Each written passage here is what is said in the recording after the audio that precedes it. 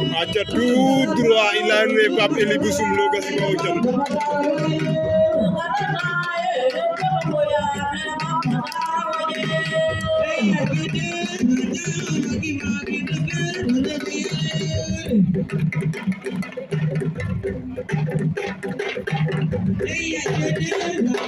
Pape Eli bu Soume lo gasi ko jam l'entrée de Pape Eli bu Soume sans l'avant-série de Soumlok il a annoncé Pape Eli bu Soume lo ne santé na sibane ko tian kamal ne Ndiaffat l'entrée de Pape Eli ici à Ndiaffat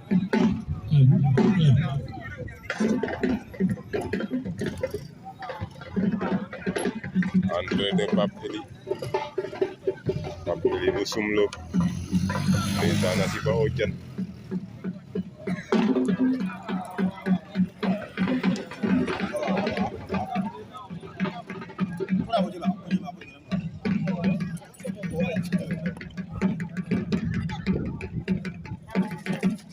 l'entrée de Pape Eli